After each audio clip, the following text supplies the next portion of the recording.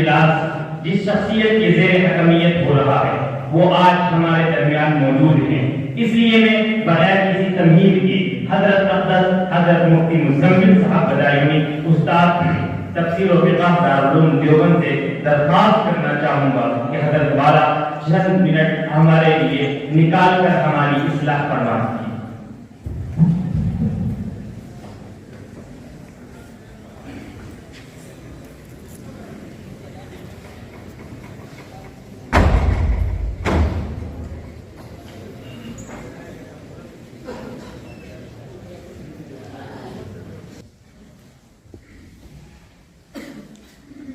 میں کوئی لمبی چوڑی تقریر کرنے کے لیے یا کوئی طویل گفتگو کرنے کے لیے یہاں نہیں بیٹھا ہوں۔ چند منٹ میں انشاءاللہ یہاں سے رخصت ہو جاؤں گا۔ طویل کسی گفتگو کرنے کا میرے لیے نہ موقع ہے اور نہ ہی میرا حق ہے۔ حق تو اس لیے نہیں ہے کہ میرا کام صرف یہاں حکمیت کا ہے، اور حکمیت اس چیز کی نہیں کہ کون حق پر تھا یا کون باطل پر تھا یا کون حق پر ہے کون باطل پر ہے، اور وہ مقصد آپ بھی سمجھتے ہیں کہ نہیں ہے۔ میرا کام حکمیت کا صرف اتنا ہے کہ دونوں جماعتوں میں سے جو ہمارے اعزاء ادھر ہیں، جو اہل حق کی ترجمانی کر رہے تھے، یا جو ہمارے اعزاء اس جانب ہیں جو اہل باطل کی ترجمانی کر رہے تھے، ان میں سے کس نے محنت زیادہ کی ہے، مناظرانہ اشیاء کے اعتبار سے، چیزوں کے اعتبار سے کون زیادہ موضوع لگے، کون محنت میں کم رہے، اس چیز کو واضح کرنا، اس لیے کہ مشق کا، تمرین کا، تدریب کا، تربیت کا پروگرام ہے، کوئی وہ تو پہلے سے طے ہے کہ کیا حق ہے کیا باطل ہے۔ ہمیں تو صرف اتنا دیکھنا ہے کہ کس نے محنت زیادہ کی، کس نے کم کی۔ 2-3 منٹ، چند منٹ میں 2-3 باتیں عرض کروں گا انتہائی مختصر طور پر۔ شاید میں نے اس سے پہلے بھی ایک مرتبہ واقعہ آپ کو سنایا ہے کسی موقع پر۔ ہمارا طالب علم کا دور تھا، غالباً ترجمہ عربی یا ششم عربی میں ہم پڑھتے تھے۔ پنجاب کے علاقے میں قادیانیت کے خلاف مناظرہ ہو گیا۔ یہاں سے ہمارے اکابر اساتذہ تشریف لے گئے، اسماعیل صاحب کٹکی رحمۃ اللہ علیہ ہندوستان کے مشہور مناظر تھے، دارالعلوم دیوبند کے مشہور تھے، اللہ کو بڑی رحمت فرمائے۔ ان کو بھی زحمت دی گئی، دعوت دی گئی۔ حضرت اپنے بڑھاپے کے باوجود تشریف لائے، اس لیے کہ مسئلہ حضرت نبوت سے متعلق تھا کہ ہمارے اکابر وہاں تشریف لے گئے، مناظرہ ہوا، واپس تشریف لائے۔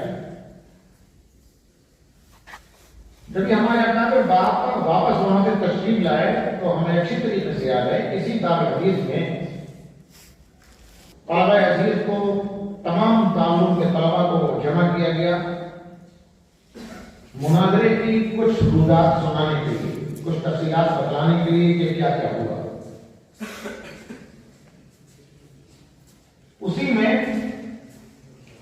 ہمیں یاد ہے کہ ہمارے استاد گرامی قدر حضرت اقدس مولانا سید قاری محمد عثمان صاحب قدس سرہ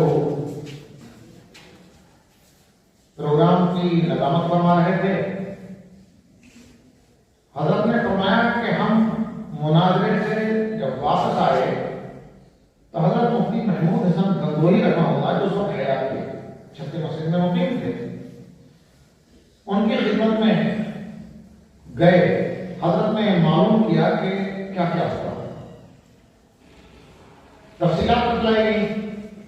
حضرت مفتی محمود حسن گنگوہی رحمہ اللہ نے پوچھا کہ جو عوام تھے وہ آپ سے مطمئن رہے یا مطمئن نہیں ہوئے، وہ کسی شک میں مبتلا تو نہیں ہوئے، ان کے دل میں کوئی تشویش تو نہیں رہ گئی؟ الحمدللہ سارے عوام مطمئن رہے۔ پروگرام کے بعد سب نے اطمینان کا اظہار فرمایا، بہت خوشی کا اظہار فرمایا سارے عوام نے۔ تو حضرت مفتی محمود حسن یہی مناظرے کی کامیابی اور مقصد حاصل ہے.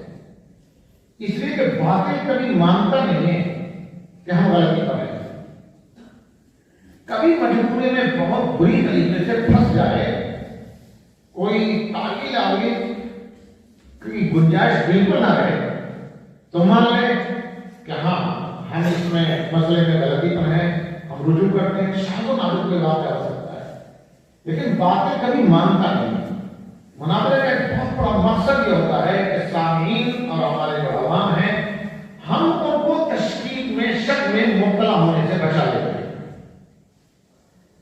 اور حضرت موسم یہ بھی فرمایا حضرت مفتی محمود حسن گنگوہی رحمہ اللہ نے کہ فیصلہ تو عوام ہی کرتے ہیں کہ عوام کے اوپر اثر کس نے چھوڑا, کسی کی محنت زیادہ رہی, کس کی محنت کم رہی. اس لیے میں اپنی جو حکمیت کی ذمہ داری ہے میں سمجھتا ہوں اسے صرف میں بری ہوں. یہ فیصلہ تو آپ کریں گے, آپ خود سمجھتے ہیں کہ کس نے محنت کم کی ہے, کس نے محنت زیادہ کی ہے. یہ چیز اور بھی میں اس میں سلسلے میں بتا دوں. اسی وقت حضرت استاد جامی حضرت قاری سید محمد عثمان صاحب نور اللہ مرحبا نے اس مناظرے کی وضاحت بیان کرتے ہوئے فرمایا تھا کہ شروع میں جب شرائط طے ہو رہی تھی, موضوع طے ہوا تھا, ہمیشہ ایسا کہ قادیانیت سے جب بات ہوتی, گفتگو ہوتی ہے, تو ان کی 100% کوشش یہ ہوتی ہے کہ وفات عیسیٰ, حیات عیسیٰ علی نبینا علیہ السلام پر گفتگو ہو, کہ حضرت عیسیٰ حیات ہیں یا حضرت عیسیٰ علیہ السلام وفات پا چکے ہیں. ان کی یہ کوشش ہوتی ہے جس سے کہ وہ نصوص میں تعمیل کر کے عوام کو کچھ شکوک و شبہات میں مبتلا کرنے میں کامیاب ہو سکے. ہماری اہل حق کی یہ کوشش ہوتی ہے کہ سیرت مرزا پر, مرزا غلام احمد قادیانی کے اخلاق و کردار پر, اس کے احوال پر, ذاتی زندگی پر گفتگو ہو, اور یہ ثابت کیا جائے کہ مرزا نبی بننے کے لائق تھا یا نہیں, اس کے اندر نبوت کے اوصاف جمع تھے یا نہیں. اس پر بہت دیر تک وہاں بحث و مباحثہ ہوتا رہا ہے. ہو گئی کہ وفات عیسیٰ حیات عیسیٰ موضوع رہے گا, ادھر سے یہ مطالبہ تھا کہ سیرت مرزا موضوع رہے گا. لیکن جب بات نہیں بن رہی تھی تو حضرت استاد صاحب رحمہ اللہ نے فرمایا تھا کہ حضرت مولانا سید اسماعیل صاحب کٹکی رحمۃ اللہ علیہ نے کہا کہ چلو وفات عیسیٰ حیات عیسیٰ ہی طے کرو. تو وفات عیسیٰ حیات عیسیٰ موضوع طے ہو گیا, مناظرہ شروع ہوا. ابھی حضرت مولانا سید اسماعیل صاحب کٹکی رحمۃ اللہ علیہ کا کمال تھا کہ حیات عیسیٰ وفات عیسیٰ موضوع پر گفتگو کرتے کرتے بڑے سلیقے سے سیرت مرزا پر ان کو گھسیٹ دیا ہے. اب بات سیرت مرزا پر شروع ہو گئی, تو جب انہوں نے دیکھا کہ ہم پھنس رہے ہیں تو اس کو چھوڑ کر کے بھاگ گئے. میں نے یہ واقعہ اس لیے سنایا کہ اگر موضوع سے ہٹانے میں اور موضوع سے ہٹا کر کسی دوسرے مسئلے میں الجھانے میں مناظر اگر کامیاب ہو جائے تو یہ اس کی محنت کی اور اس کی حاضر جوابی کی اور اس کے اندر مناظرانہ صفت کے کسی نہ کسی درجے میں کمال کی یہ دلیل ہوا کرتی ہے. باقی انداز بیان کو آپ جانتے ہیں, دلائل اور مواد اور علمی گفتگو کو آپ جانتے ہیں کہ یہ چیزیں مناظرے کے لیے بہت ضروری ہوتی ہیں, اور علمی صلاحیت اس قدر ضروری ہوتی ہے, اس قدر ضروری ہوتی ہے کہ مناظرے میں کچھ پتہ نہیں کہ کس وقت میں کس موضوع پر گفتگو کرنی پڑ جائے. آپ نے یہاں پر بھی دیکھا کچھ سوال ادھر سے بھی گئے, ان کے پاس جواب نہیں تھا, اس اچانک ادھر سے کوئی سوال کر لیا گیا تو ادھر بھی دھچکے لگتے ہوئے دکھائی دیے. تو علمی مواد, علمی مطالعہ بہت زیادہ ضروری ہوتا ہے. وہ سارے مطالعہ کچھ چیزیں ہیں کہ عوام پر پکڑ کس لیے ہے, موضوع سے بھٹکانے میں کون کامیاب رہا, علمی صلاحیت اور مواد کس نے زیادہ پیش کیا, تیاری کس کی زیادہ رہی, انداز بیان کس کا زیادہ اچھا رہا, کون کس پر حاوی رہا. ان چیزوں کے حساب سے اگر میں حکمیت کی ذمہ داری ادا کرنا بھی چاہوں, جو کہ میری نہیں, میں بتا چکا ہوں کہ فیصلہ آپ ہیں, تو اگر میں حکمیت کی ذمہ داری ادا کرنا بھی چاہوں تو میں یہ کہہ سکتا ہوں جو میں نے محسوس کیا، ہو سکتا ہے کہ دوسرے اور کسی اور کا نظریہ کچھ اور ہو، جو میں نے محسوس کیا، ترجمان صاحب کی مکمل تیاری، بھرپور تیاری تو ادھر سے زیادہ تھی، ادھر کم تھی. افراد کی تیاری ادھر کچھ زیادہ محسوس ہوئی اور ادھر کچھ ہلکی سی کمی محسوس ہوئی.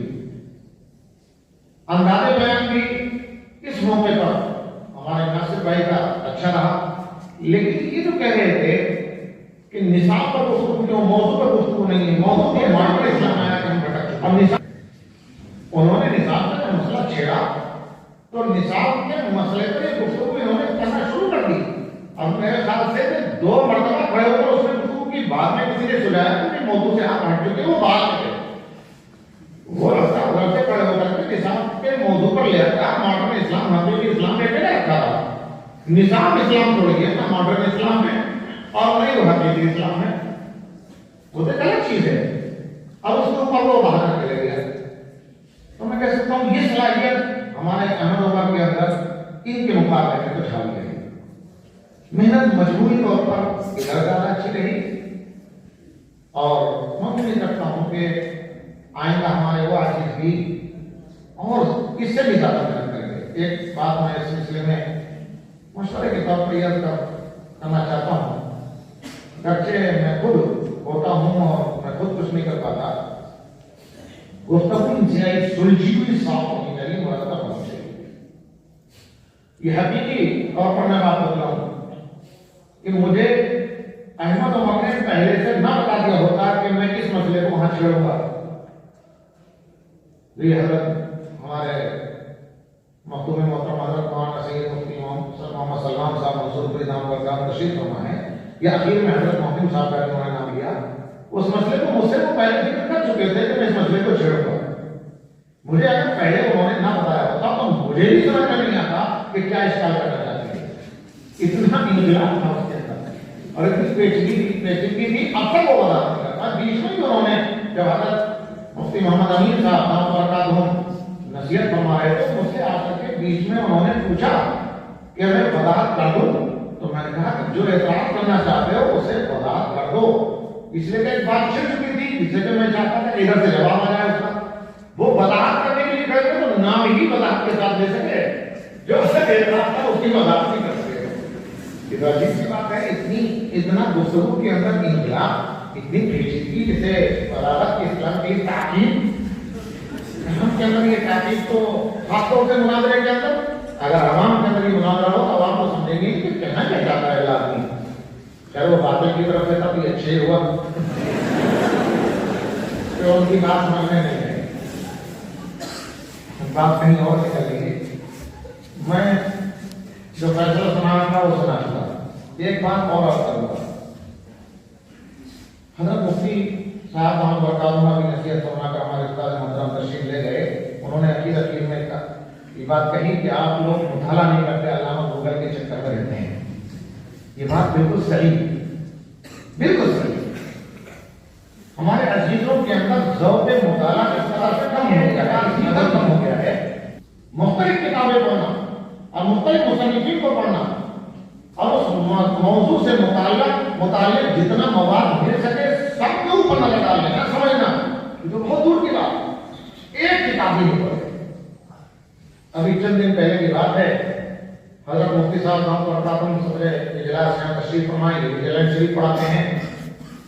پہلا حصہ اتفاق سے میں بھی پڑھاتا ہوں، ذہن میں بالکل مستحضر ہوگا. سورہ ہود کے اخیر میں جو بیان آیا ہے کہ اللہ تعالیٰ نے کچھ لوگ شقی پیدا کیے، کچھ لوگ سعید پیدا کیے. فَمِنْهُمْ شَقِيٌّ وَسَعِيدٌ فَأَمَّا الَّذِينَ شَقُوا فَفِي النَّارِ لَهُمْ فِيهَا زَفِيرٌ وَشَهِيقٌ خَالِدِينَ فِيهَا مَا دَامَتِ السَّمَاوَاتُ وَالْأَرْضُ إِلَّا مَا شَاءَ رَبُّكَ.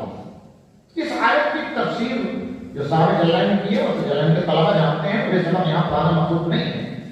اس آیت سے متعلق ایک مسئلہ یہ ہے اور اسی مسئلے کو حل کرنے کی صاحب جلال نے کوشش بھی کی ہے. اِلَّا مَا شَاءَ رَبُّكَ کی تفسیر کرتے ہوئے غیرہ مَا شَاءَ رَبُّكَ کہہ کر ایک مسئلہ اس سے متعلق یہ ہے، اور ماڈرن اسلام والے اس کو پیش بھی کرتے ہیں کہ جہنم دائمی چیز ہے یا نہیں ہے، یا وہ بھی ایک دن فنا ہوگی. اس آیت کے متعلق مسئلہ ہے، میں نے کچھ گفتگو کی اس پر. کہ جہنم دائمی چیز ہے، دائمی چیز نہیں ہے، یا وہ بھی ایک دن فنا ہو کر کے رہ جائے گی. جہنم اگر دائمی چیز نہیں ہے تو کفار کا ہمیشہ ہمیں جہنم میں رہنا ثابت نہیں ہو سکتا. جبکہ عقیدہ یہ ہے کہ کفار ہمیشہ ہمیں جہنم میں رہیں گے، کبھی جہنم سے نہیں نکلیں گے. ایک مسئلہ ہے، وہ مسئلہ مجھے یہاں اس وقت میں نہیں چھیڑنا ہے، نہ اس پر تفصیل سے کچھ گفتگو کرنی ہے. میں نے تھوڑی سی گفتگو سبق میں کی، اور یہ ابھی چند دن پہلے کی بات ہے. نصاب کا بھی مسئلہ ہوتا ہے، بہت زیادہ تفصیل بھی نہیں کی جا سکتی سبق کے اندر بیٹھ کر، خاص طور سے جلنے جیسی مختصر کتاب میں حل بات محفوظ ہوتی ہے.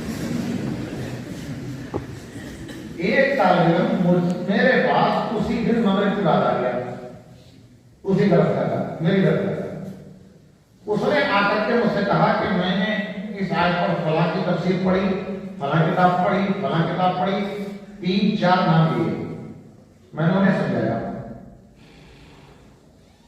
بظاہر تو وہ مطمئن ہوئے، اللہ بہتر جانتا ہے کہ ان کے دل میں کیا تھا. پھر میں نے اسی دوران ان سے پوچھ لیا کہ آپ نے اس سلسلے میں فلاں فلاں کو تو پڑھ لیا، اہل حق کو اور ہمارے علماء کو کتنا پڑھا؟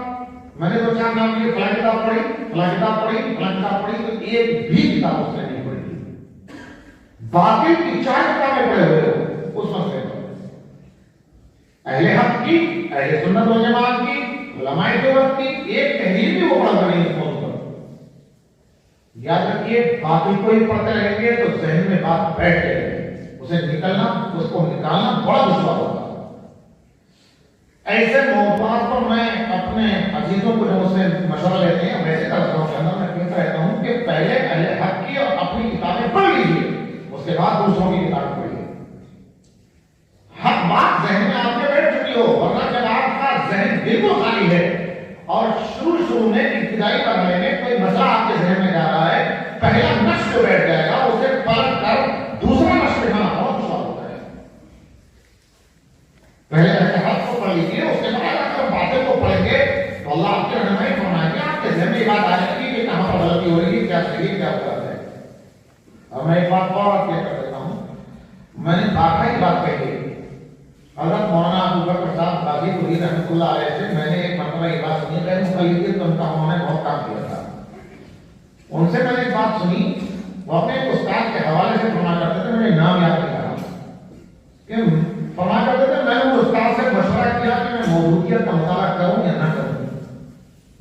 تو انہوں نے کہا کہ بیٹا موضوعیت کا مطالعہ کرو، اور جہاں تک بات صحیح ہے، صحیح لگے ٹھیک ہے، اور جہاں پر محسوس ہو کہ یہ مودودی صاحب ہمارے مسلک سے ہٹ کر کے بات کر رہے ہیں اور ان کی کمی بھی پکڑ میں آئے کہ غلطی یہاں پر ہو رہی ہے، تب بھی ٹھیک ہے. لیکن کہیں پر اگر ایسا ہو کہ مودودی صاحب اپنے مسلک سے اور پہلے دیوبند کے اور ہمارے دیوبند کے نظریے سے ہٹ کر گفتگو کر رہے ہیں اور غلطی کہاں پر کر رہے ہیں، ہماری غلطی پکڑ میں نہیں آ رہی ہے، سمجھ میں نہیں آ پا رہی ہے کہ چوک کہاں پر ہو رہی ہے، تو مولانا ابو بکر صاحب رحمۃ اللہ علیہ فرمایا کرتے تھے کہ استاد محترم نے یہ کہا تھا کہ اس وقت ذہن میں یہ بات بٹھا لینا کہ مولانا مودودی صاحب کی اس مسئلے میں حضرت شیخ الحدیث صاحب رحمۃ اللہ علیہ نے مخالفت کی ہے، حضرت مولانا سید حسین احمد مدنی رحمۃ اللہ علیہ نے مخالفت کی ہے، اور وقت کے اور اکابر نے مخالفت کی ہے. اگر انہوں نے غلط کہا ہے تو غلط ہے، کہیں پر غلطی ہے، کہیں پر پانی بھر رہا ہے. میرے مطالعے کے عقل کی کمی ہے، اچھی عقل بھی ہے کہ میں اس کو پکڑ نہیں پا رہا ہوں. آگے چل کر میں پکڑ لوں گا، مجھے اللہ تعالیٰ ہو سکتا ہے کہ سمجھ دیں، نہیں دیں تو پھر یہ سمجھ لینا چاہیے کہ ہم سے بڑے ہمارے اکابر میں غلط ہے تو غلط ہے. اکابر پر اعتماد یہ بہت ضروری ہے، اور پہلے اپنے اکابر کو پڑھ لینا، بعد میں دوسرے کا مطالعہ کیجیے. کون منع کرتا ہے باطل کا مطالعہ نہ کریں؟ باطل کا مطالعہ نہیں کریں گے تو ان کے اعتراضات کا جواب کیسے دیں گے؟ ان کی پچھلی غلطیوں کو سمجھ کر کے کیسے لوگوں کے سامنے ان کا دفاع کر پائیں گے؟ یہ چیز بہت ضروری ہوتی ہے کہ پہلے اپنے حق کا مطالعہ کیا جائے، اس کے بعد باطل کا مطالعہ کیا جائے. بہرحال ایک تیسری چیز جلدی سے میں آپ کروں، یہ جو موضوع ہے، اگرچہ ہم نے حضرات نے مشورہ کیا تھا، نے کہا ٹھیک ہے اس موضوع کو طے کر لیجیے، لیکن میں اس موضوع کی حقیقت آپ کو تھوڑا سا سمجھاؤں. ماڈرن اسلام اور حقیقی اسلام، کیا آپ یہ سمجھتے ہیں کہ اسلام کبھی فرسودہ یا پرانا ہو سکتا ہے؟ اسلام قیامت تک मॉडर्न ही है, कभी उसके अंदर फरसुदी नहीं आएगी। मॉडर्न का माने नया और जदीद है। जैसे नया कपड़ा होता है वो पहनने के लायक, नई गाड़ी है इस्तेमाल करने के लायक, हर कोई चीज नई हो वो लायक इस्तेफादा, कयामत तक इस्लाम नया ही रहेगा। ऐसा नहीं है कि उसके अंदर कोई पुराना और फरसुद किया जाए और ये कह दिया जाए कि अब ये पुराना हो गया, फरसुदा हो गया, वो छोड़ने के लायक हो गया। नहीं, ऐसा नहीं है। कयामत तक इस्लाम नया ही रहेगा और जदीद तकाज़ों को मुकम्मल पूरा करने वाला रहेगा। कयामत तक जो भी मसाइल होगा तो दरपेश होंगे, उसका हल इस्लाम के अंदर मौजूद है। बाकी रह गई ये बात कि इश्तिहाद करेंगे नहीं करेंगे, किसने कहा कि इश्तिहाद का दरवाजा बंद है? इश्तिहाद का दरवाजा बंद नहीं, इश्तिहाद का दरवाजा आज भी खुला हुआ है। मैं आपको कहना चाहता हूं, थोड़ा तवज्जो से सुन लें। इश्तिहाद का दरवाजा